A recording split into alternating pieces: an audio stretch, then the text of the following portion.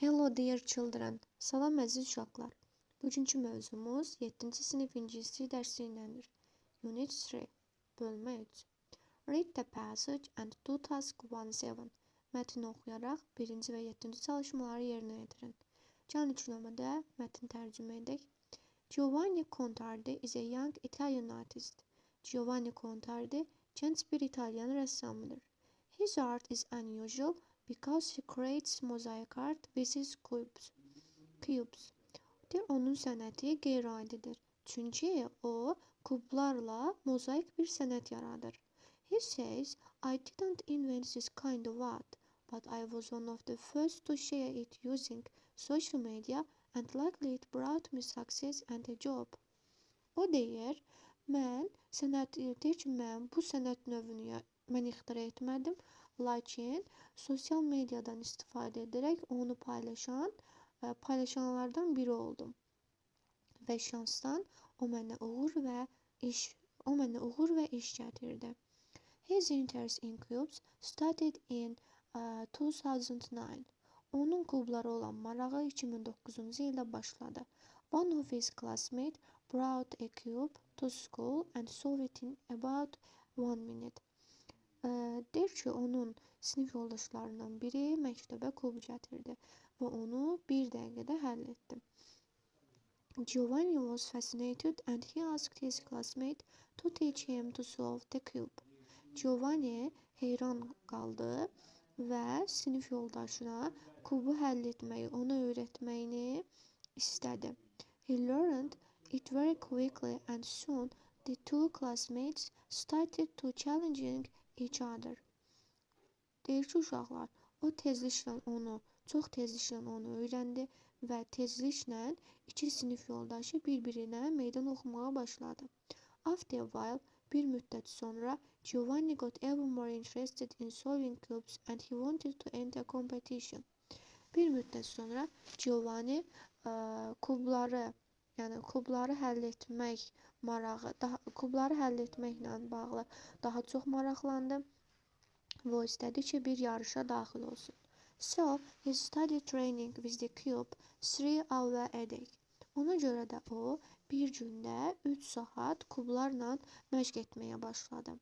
In 2012, he broke the world record for solving the cube with just one hand in 9.43 seconds. 2012-ci ildə o, yalnız tək əllə 9 dəqiqə 43 saniyəyə kubu həll etməklə dünya rekordunu qırdı. Now, he is delighted with his life because he can earn money and do his favorite job. İndi o, həyatından məmnundur, çünki o pul qazana bilir və öz sevimli, işini edir. His works are very famous on social media. Onun əsərləri sosial mediada çox məşhurdur. İndi isə gəlin suallara baxaq. Choose the correct title, doğru başlığı seçin. Success in his competition. Yarışlardakı uğur. Uşaqlar, burada Giovanni'nin digər yarışlara qatılmağı haqqında bizə məlumat vermir. B variantında the world record, dünya rekordu. C variantında a young teacher, gənc bir müəllim. D variantında unusual art, qeyri-adi sənət. Deməli, burada doğru başlığımız qeyri-adi sənətdir, yəni D variantı. İkinci sualda choose the synonym of the phrase to enter the competition. To enter the competition, uşaqlar, yarışa daxil olmaq deməkdir. Yəni, deyir, buna yaxın olan başqa bir ifadəni seçin. To win the competition, yarışın qalibi olmaq. To participate in the competition, yarışda iştirak etmək. To train for the competition, yarış üçün hazırlaşmaq, yəni məşq etmək. To leave the competition, yarışı tərk etmək. Üçüncü sualda isə choose the correct definition of the word to challenge. To challenge sözünün doğru izahını seçin. To challenge, uşaqlar, birini yarışa çağırmaq, meydan oxumaq deməkdir. To invite somebody to compete, kimisə yarışa dəvət etmək. To teach somebody, kimisə öyrətmək. To learn something very quickly, nəyisə sürətlə öyrənmək. To do something very well, nəyisə çox əla etmək. Doğru variantımız A variantı, kimisə yarışa dəvət etmək. Dördüncü sualımızda ise choose the incorrect sentence, yani səhv cümləni seçin. Giovanni learned to solve puzzles from his classmate. Giovanni sinif yoldaşlarından puzzle etməyi öyrəndi. Bu düzdür. B variantına thanks to social media, Giovanni could make his work famous. Sosial medianın sayəsində Giovanni əsərlərini məşhurlaşdırmağı bacardı. Düzdür. Giovanni is the first artist to create mosaic art with cubes. Giovanni kublarla mozaik sənət yaradan ilk rəssam idi. Uşaqlar, bu səhvdir. Sadəcə onu sosial mediada paylaşan, yəni ilk adam idi. D variantında Giovanni was the best in the cube solving competition in 2012.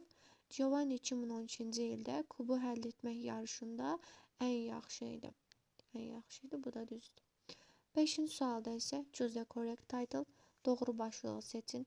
With the help of classmate Giovanni, sinif yoldaşının köməyi ilə Giovanni nə etdi uşaqlar? A variantında enter the competition, yarışa daxil oldu. B variantında learn to solve cubes, kubları həll etməyi öyrəndi. C variantında break the world record, dünya rekordunu qırdı. D variantında shared his works on social media, əsərlərini sosial mediada paylaşdı. Burada doğru variantımız B'dir. Deməli, o kubları həll etməyi öyrənmişdi.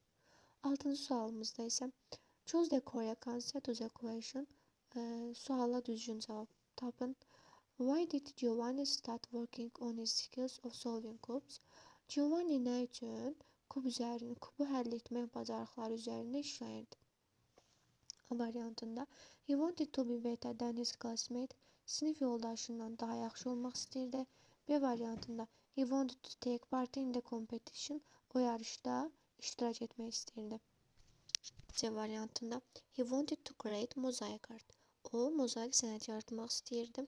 D variantında he wanted to earn money, o pul qazanmaq istəyirdi.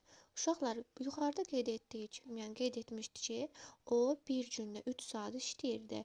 Bunu işləməyəni məşq etməyinin məqsədi nə idi uşaqlar? O yarışa daxil olmaq istəyirdi. Deməli, doğru variantımız B'dir. 7-ci sualda write the answer to the question, sualda doğru cavabı seçin. Do you think creating mosaic art with the cubes is unusual? Deyir, siz düşünürsünüz ki, mozaik sənəti yaratmaq, kublarla mozaik sənəti yaratmaq qeyri-adidir.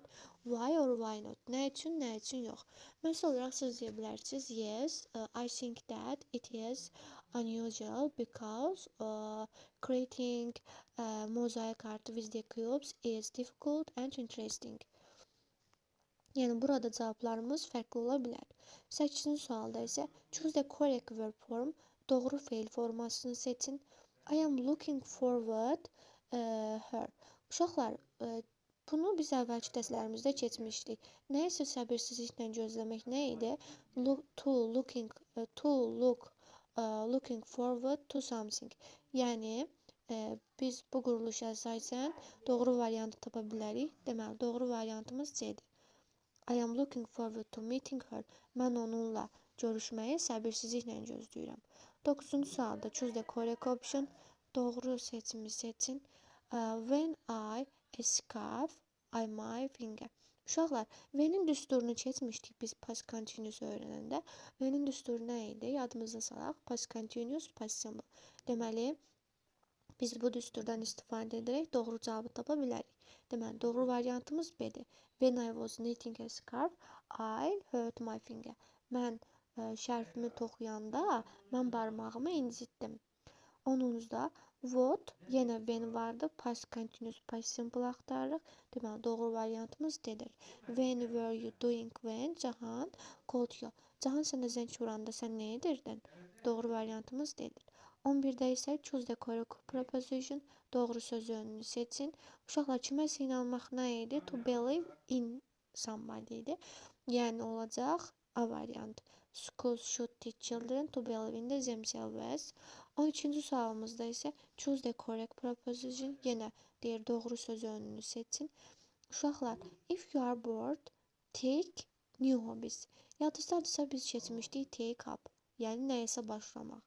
Deyir ki, Əgər siz sıxılsanız, siz yeni hobbilərə başlayın.